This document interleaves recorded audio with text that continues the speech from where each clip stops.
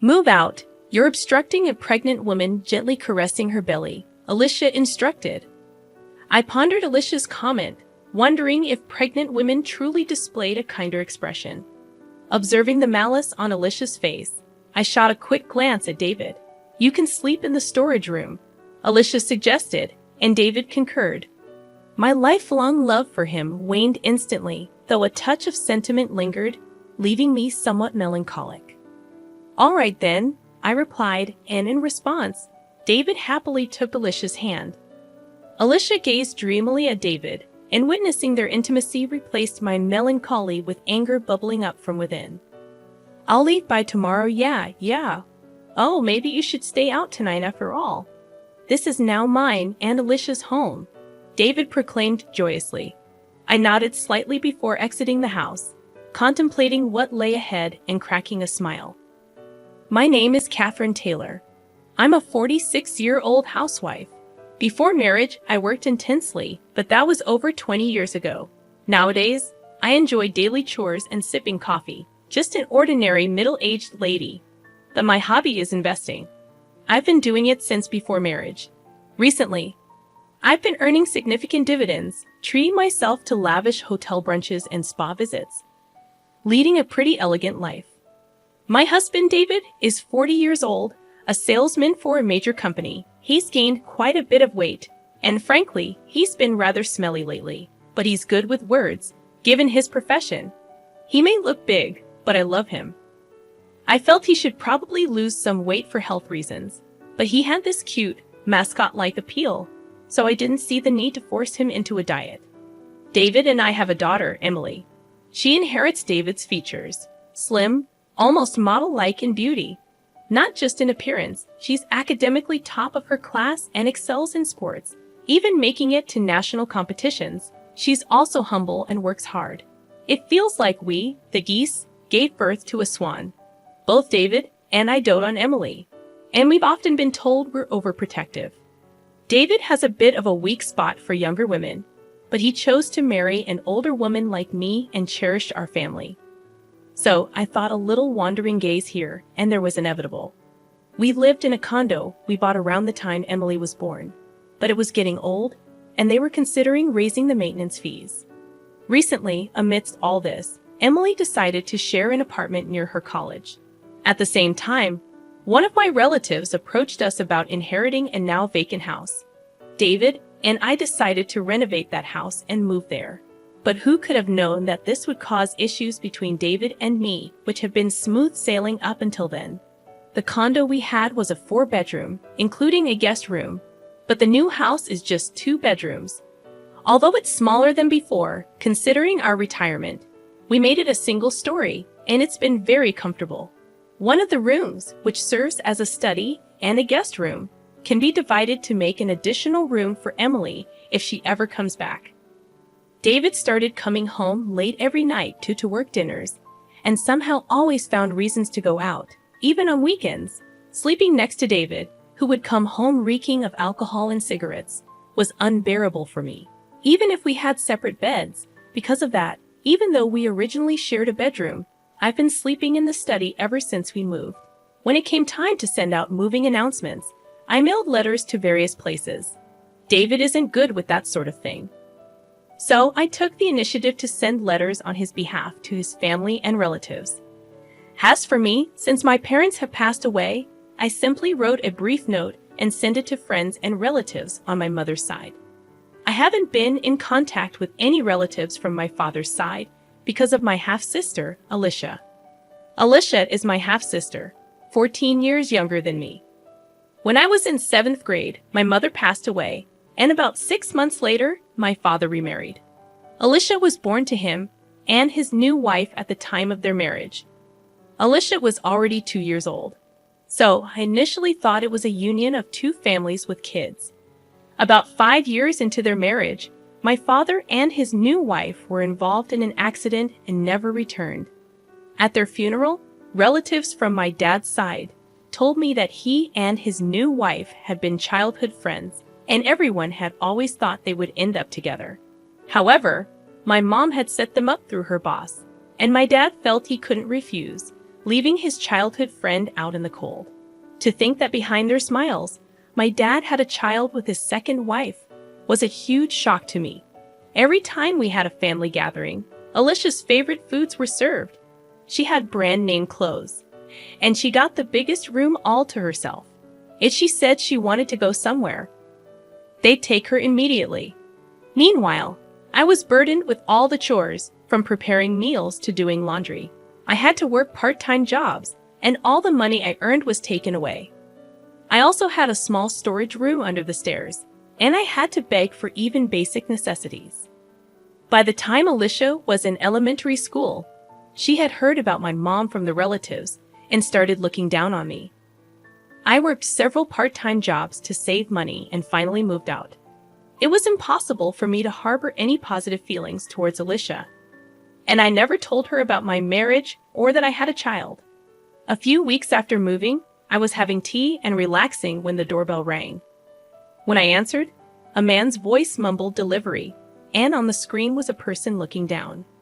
I thought maybe David had ordered something and opened the door, only to be left speechless. "Oh, Alicia, why are you here?"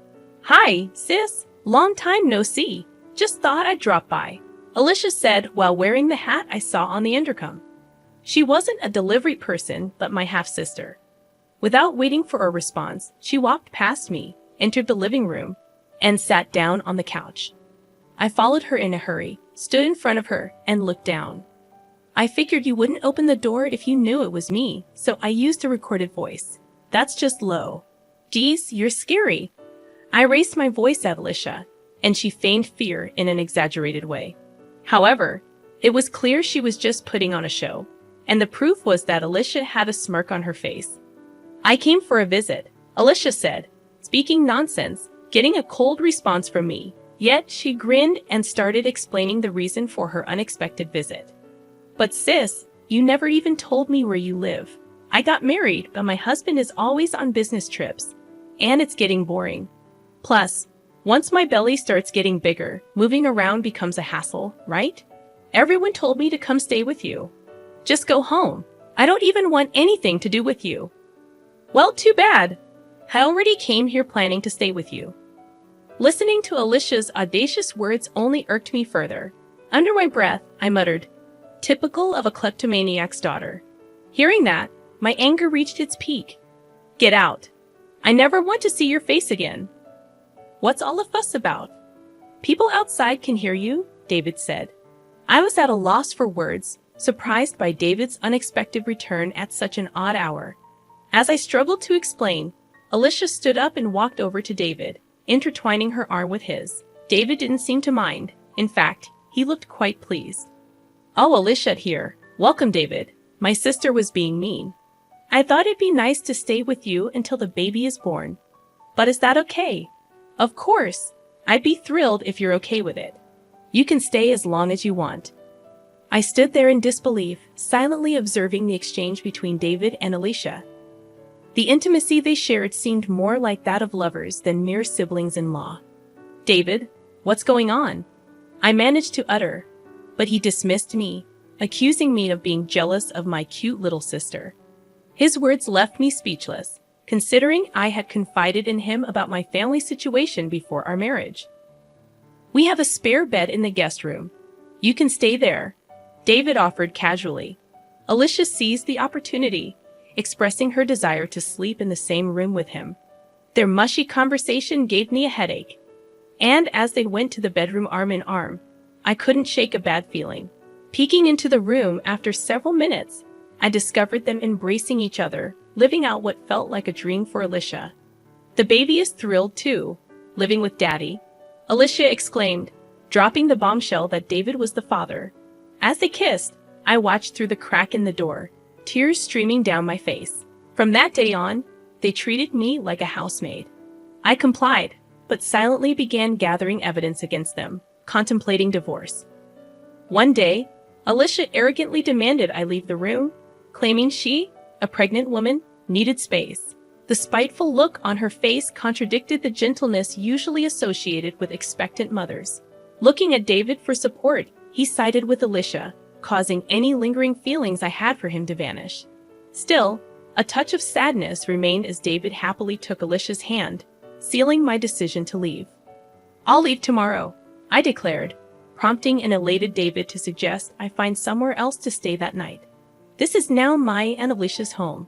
I subtly nodded, leaving them to enjoy their laughter while they could. Stepping outside, a grin formed on my face as I contemplated what lay ahead.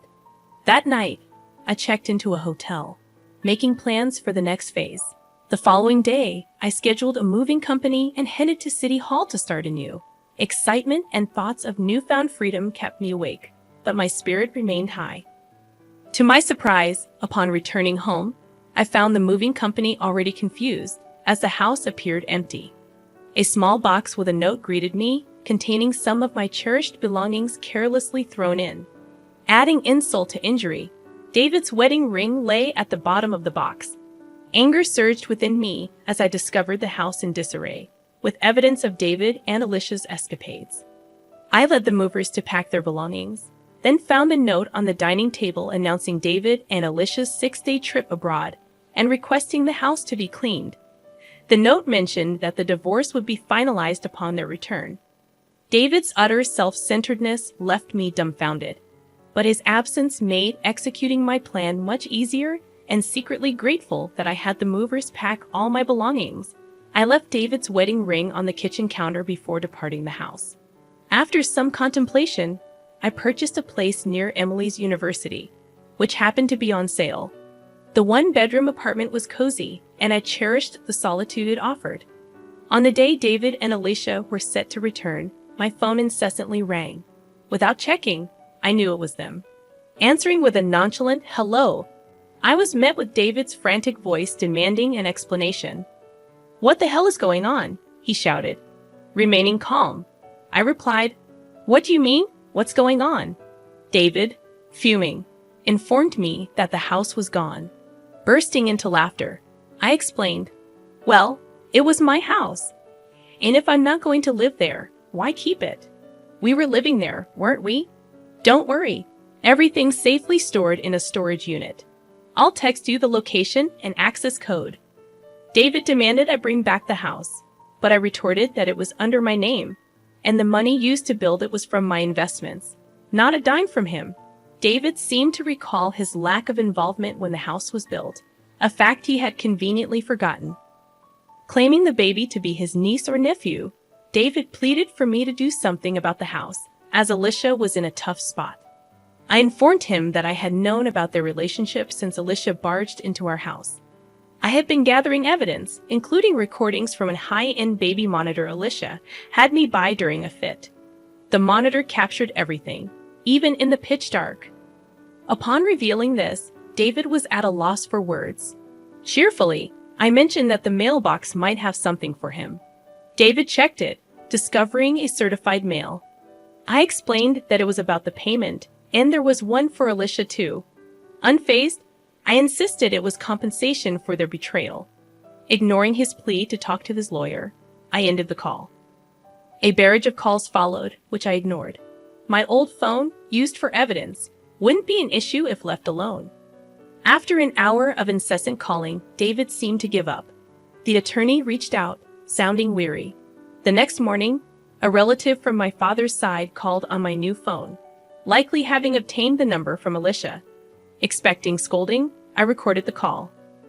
The relative demanded an apology to Alicia, who was pregnant, and insisted on a new house as compensation.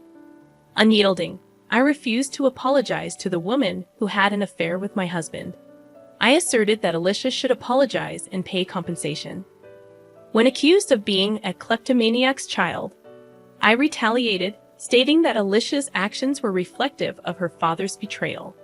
I instructed them to relay a message to Alicia to never get involved with me again, though I doubted she would have the chance. Hanging up on the babbling relatives, I felt a refreshing release of pent-up emotions. I contacted my lawyer, determined to bring Alicia and David to justice. The thirst for revenge lingered until I witnessed the dumbfounded expressions on their faces during our discussion at the lawyer's office. Alicia appeared utterly miffed, while David wore a grumpy expression, showing no remorse. Surprisingly astounded, rather than angry at their self-centered comments, I laid out divorce papers in front of them, accompanied by another set, the marriage license, offering a reduction in compensation if they signed the latter. David snatched the pen from me and signed without hesitation. Alicia, smirking, followed suit. Placing the signed documents in a folder, I gave them a big smile. "I'll submit these to the county office," I announced. Alicia, with a dumbfounded expression, tried to argue, but I revealed that the divorce was already finalized in mediation the day before. Her lack of awareness stemmed from disregarding multiple summonses. As Alicia and David processed this information, I dropped another bombshell: the possibility of David denying the father-child relationship with the unborn child. Alicia stared in shock, and David, realizing the potential consequences, looked pale. Between compensation and child support for another man's baby, I wished them luck. However, David attempted to reconcile, citing Emily's presence. Just as he changed his tune, the lawyer's office door swung open, revealing Emily. Her harsh words stunned David, frozen in shock, while Alicia, insulted, shook with rage. Emily cut ties with David, expressing her intention to live with me, referring to Alicia as that loose woman. Unable to respond, Alicia faced Emily's verbal onslaught. I delivered the final blow, revealing David's financial limitations and asserting ownership of the house and car. Alicia's plan to extract money seemed to unravel, leaving her pale and stunned. As I left with my lawyer and Emily, I left them to their newfound reality. That evening, having dinner with Emily for the first time in a while was delightful. I filed for divorce, and around the time Alicia's waiting period for remarriage had passed, David and Alicia submitted their marriage license. The witness section bore my signature, along with Alicia's ex-husband, who had shared crucial information. News circulated that David, involved in an affair with Alicia at work, got fired for misusing travel expenses for secret getaways. He now struggles with part-time jobs. Alicia, taking care of the child, faces financial difficulties after being dumped by her boyfriend. Her attempt to sabotage my family had backfired. Meanwhile, Emily enjoys college life, and I've been leading a relaxed life with my stock dividends. Surprisingly, I've developed a closer bond with Alicia's ex-husband, who affectionately calls me Catherine. Recently, he reached out for an important talk, making me feel a bit restless as I sit in front of my vanity, my face flushed like a smitten young woman.